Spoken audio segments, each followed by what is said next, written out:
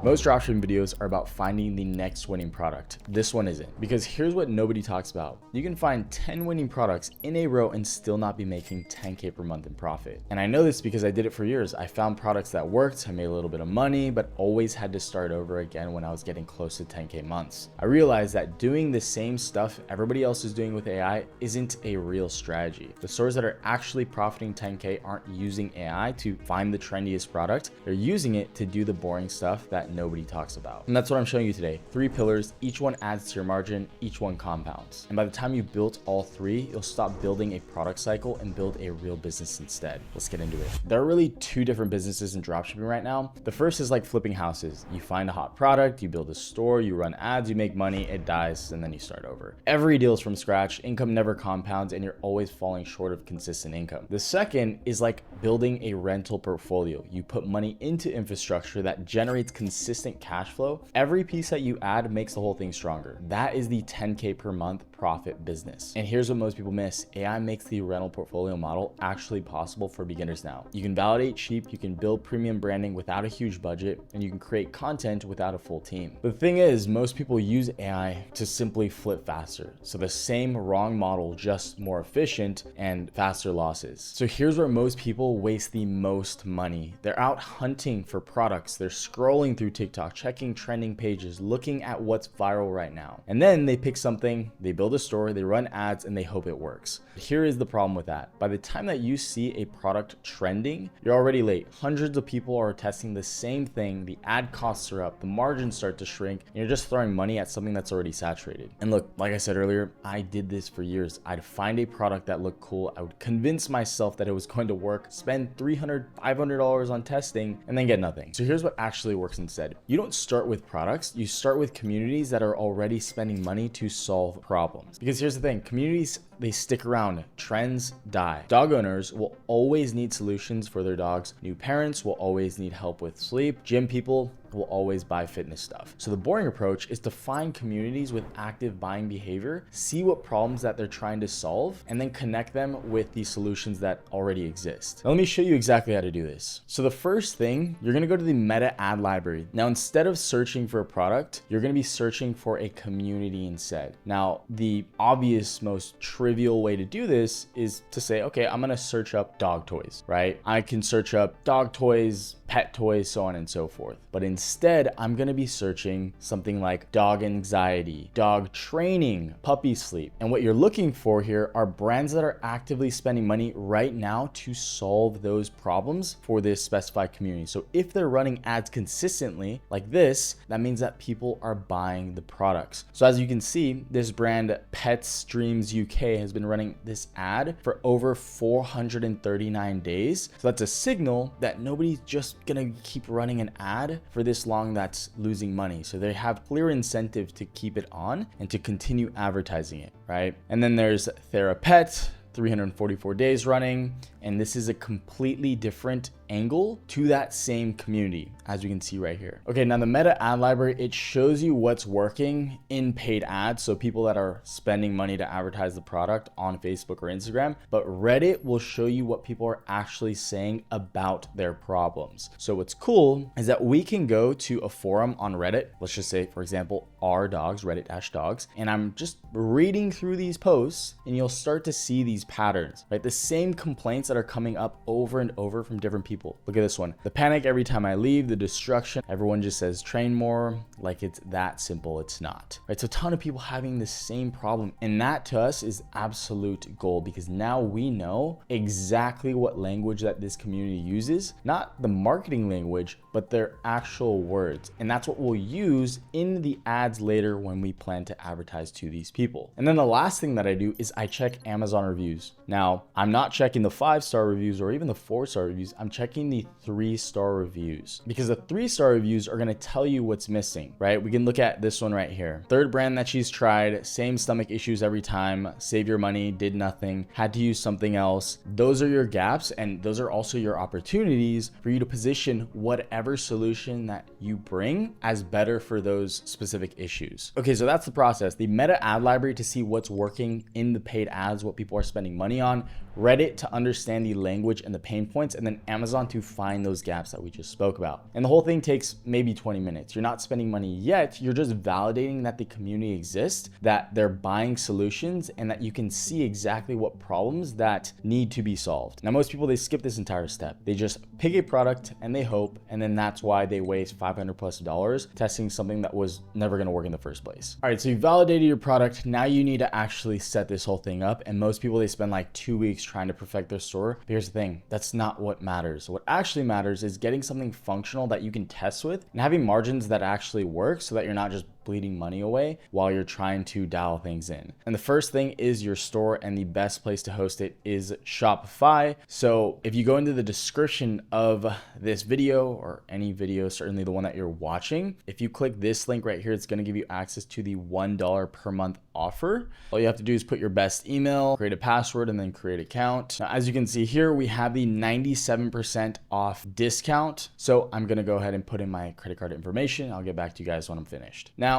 all you need is the basic plan. You do not need the Grow or the Advanced, so we'll just go basic. All right, cool. Now we are in our Shopify dashboard. Now to actually build this thing, I'm gonna show you how insane this AI store builder tool is. So let's just say, hypothetically, I really like this brand and I wanna sell this product. This is my competitor store that I wanna reference. All right, so all you have to do is copy this link right here, and I'm gonna leave a link to One Link Store in the description of this video for you guys to easily access this with a free trial, an extended free trial. So all you have to do is paste the link in here. We're going to submit, and then it's going to start to do the market research. It's going to scan my competitor store. It's going to pull all their copy, their images, figure out exactly what they're selling, how they're going about the marketing. And then we're going to go ahead and press create my store. From here, we simply just need to sign up, use that same email and password that you created. Now we're going to select our target audience, the people that you are trying to attract. So we have Emily, creative college student, crafty dad. I'm gonna go with the busy working mom. Next thing is the communication style. So we have unwind with crochet after work, create joy. I like this first one, so we'll go with that. And then we can select all the images that we want to insert onto our product page. So we'll then go to my store. And then as you can see here, we have an extended free trial. So I'm just gonna go with the pro, but you can see the differences between the various plans. We'll activate our free trial. Now it's starting to build out the store. So this is what it produced for us. As you can see, this is that product that they inserted with all the images. We can interchange any of these images that we'd like. We can upload our own images. It preset the pricing. We could also make adjustments on screen like this, which is really useful. It has the frequently asked questions. This is what it looks like on mobile. And then if we'd like to change any of the color palettes, you have the option to toggle between these, and then we can change the fonts here, the elements, the icons, and then you can add in sections that you like. If we want to add in another product, so let's just say we're on this store and we saw that they had some other bestsellers, something that we might be interested in, we just simply copy the link of the desired product link, go back to build your store, add in the product right here, add manually, copy and paste just like that, submit, and then it's going to create an entirely new custom product page for that product that you've inserted. You can see that we have the home page that's pretty nicely built out. So if you are happy with what you have, all you have to do is go to the top right here, connect store. Because we already signed up for Shopify, we're going to press my existing Shopify store. Now we just have to go back to Shopify, copy the link at the top here, just going to pick up our admin URL, and then we're simply going to copy and paste, install the app, and then it's going to start connecting our store. And then we simply have to press publish store on the top right. So it says the store is live. So we'll go back to Shopify. We'll head into products to double check. We can see that our product page is here. And then if we go on to online store, we'll see that it has properly been uploaded, and we can make any adjustments that we'd like on the Shopify theme editor. But I just personally think it's a lot easier to do it on build your store right here, just because you have a lot more customization options. You can add in all the sections that you'd like, something that you can't actually do or not as intuitively on the Shopify theme editor. All right, so this is what you've got. It looks legitimate. It looks very professional.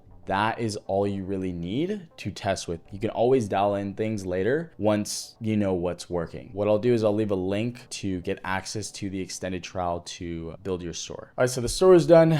Now here's what actually determine if any of this works. So most people, they start out on AliExpress and they get stuck there. A year later, the same terrible margins, 3-week shipping. They can't figure out why they can't scale, and it's because the math simply doesn't work. So if you're starting with $8 gross margin and your ads cost you, say, $12 to get a sale, you're losing money on every single order that you get. So you can't test enough products, you can't afford good creators, so you're basically stuck in a ditch. But if you're starting with $18 or $20 margin, now you've got actual room to breathe, so you can absorb losses while you dial in your creative, you can test more angles, you can actually build something. So here's what people who scale, this is what they do differently. Now, most people, they don't even know this, but AliExpress sellers, they're not actually manufacturers. They are really just buying from a website called 1688, which is the China domestic wholesale platform. So it's the same products at 30 to 40% cheaper. So instead of buying from AliExpress, you want to go straight to where they are sourcing from. Now, the caveat here is that the website itself is in Chinese. So you'll need to use Google Translate or a Chrome extension. But here's what you do. You find your product on 1688, you reach out to the supplier and you ask if they work with an agent who handles international orders. Now, most of them, they already do this. And because you found them on 1688, you're starting with way better pricing. Now, one thing that you do have to kind of be mindful of is the prices are going to be in Chinese yuan. So you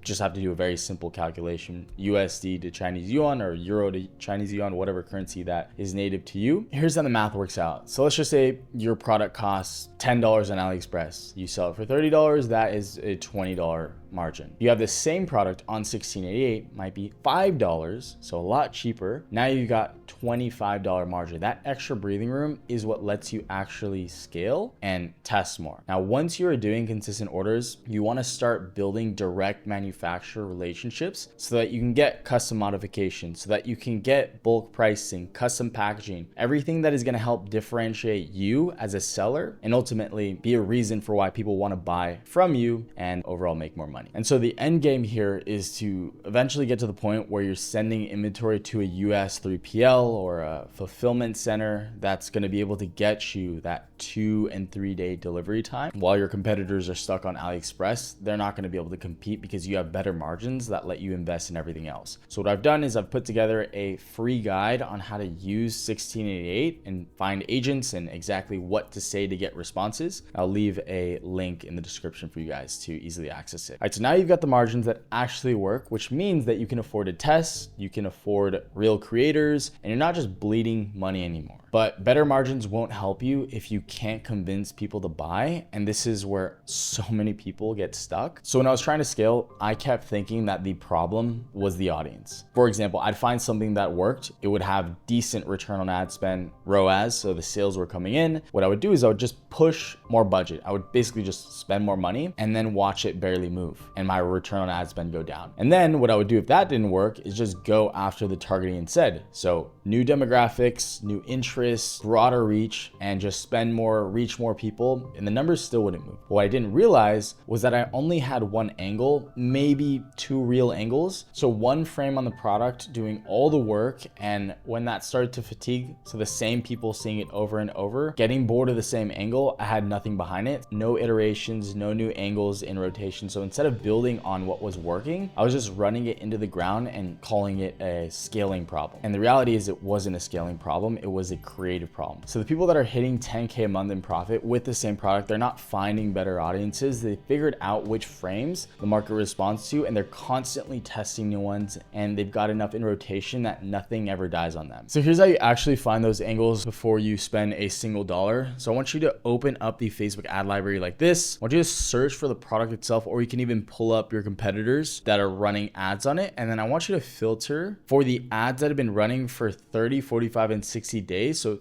Again, if someone's spending money on ads for this long, it's making them money. They're not just going to keep it on for this long unless they're benefiting from it. So you're not looking exactly at the production quality. You're looking at the angle. So what problem are they leading with and what kind of person is being spoken to? So let me show you what this actually looks like. Let's just say, for example, we search up bird feeder windows. So you can do this in that Meta ad library. Here's what's actually running right now. So we can see this one from Wild Birds Unlimited. Take a deep breath. Watching backyard birds eat, a simple way to slow down. Yada yada. Reduce daily stress. That's been running for 50 days. Okay. Feather Snap. This is solar powered HD photos and videos sent right to your phone. AI bird identification. That's been running for 27 days. Multiple versions simultaneously. So we have all these ads, completely different customers. It's the same product category, all validated by real ad spend, and we haven't even spent $1 yet. Now, here's the most important part. When something actually converts, you don't just run it once and move on. You run it multiple times in different ways. So let's say that wellness angle works about watching birds to slow down and reduce stress. That's what's converting. Now, most people, what they would do is just run that one ad and then call it a day. But here's what you actually do. You create different variations of that same angle. So maybe you open up with someone at a window with a morning coffee. You could have that as the visual first with no voiceover for like the first 3 seconds, or you can reframe the opener to something like, I didn't expect a bird feeder to become part of my morning routine. So it's that same angle with the same insight, just 2 completely different first impressions. When the same person keeps seeing the exact same ad over and over, they just stop paying attention. Your costs are going to go up, your results are going to tank. So what you want to do is you want to rotate, and you've got multiple versions running, the same angle, different execution, and when one starts to get stale, the others are already working. Most people at that 3 to 4K a month range, they're guessing on a product, an angle, a creative, and they're hoping that it works. This is the complete opposite approach. You let the market tell you what's working before you spend a single dollar, and you find the frame that converts. And then you build enough execution around it that nothing ever dies on you. All right, so at this point, you know the system. Now here's what actually stops most people. It's not that they don't get it. They do. They just don't know if they're doing it right when they actually go to execute upon it. The thing is, nobody expects you to just know all this stuff. There is a lot of moving pieces here. And most people that are watching this, they get it. They understand the logic, right? And then they freeze the second that they go to actually do it. Like when I was starting, I would research a product for 3 days straight. I would convince myself that this was going to be the one. And then the moment that I was going to launch the ads, I would second guess everything. Or,